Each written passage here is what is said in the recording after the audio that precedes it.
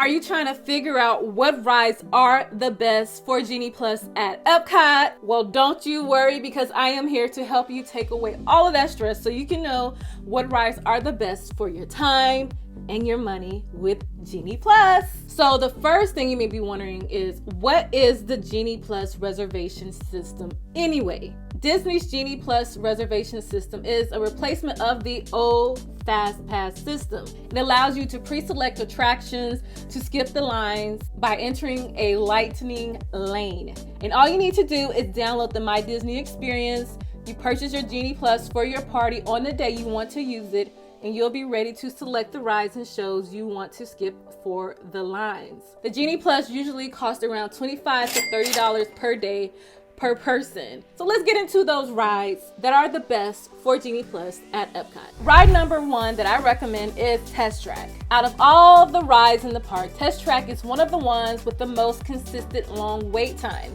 This ride is located in the World Discovery section of Epcot, and it takes you through the paces of a simulated car test. After you create your own vehicle design, you'll zip around the track, testing the limits of your car.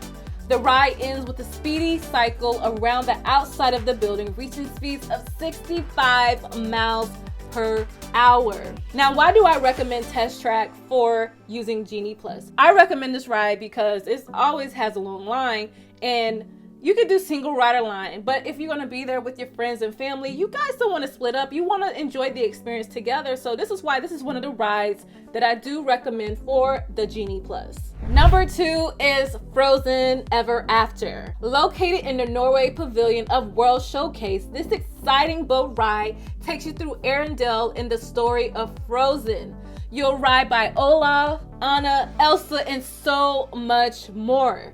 And given the unending popularity of the Frozen films, this ride always has a long wait. A lot of times, it's hard to even find availability on the app using Genie Plus. So when you see it on Genie Plus, grab that reservation as quickly as you can and enjoy your family and your solo trip. If for a trip with friends, drinking around the world, stop by Frozen Ever After and enjoy your time there. Number 3 is Remy Ratatouille's Adventure. Serving as one of Epcot's newest additions, this trackless 3D ride takes you through a story featuring Remy and his friends from Disney's Pixar Ratatouille film.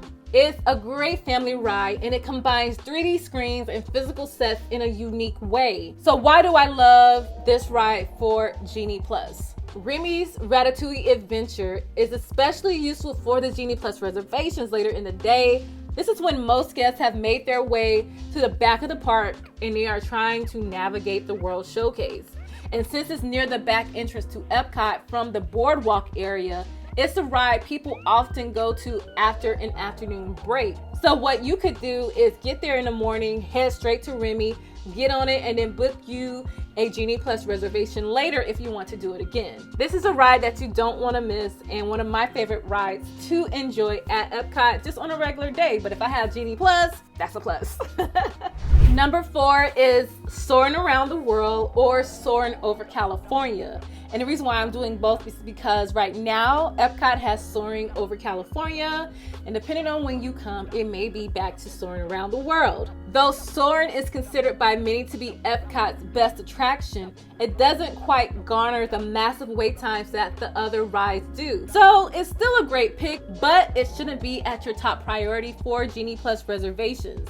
Regardless, Soaring Around the World is an awesome simulated flight around the world's natural and man-made points of entrance, and well worth the trip over to the Land Pavilion. And while you're there, be sure to ride Living with the Land. It's one of my favorite rides. You don't need a Genie Plus reservation for that because the wait times usually don't go beyond 25 minutes. So be sure to check out Soarin' and make that one of your Genie Plus reservations for your trip.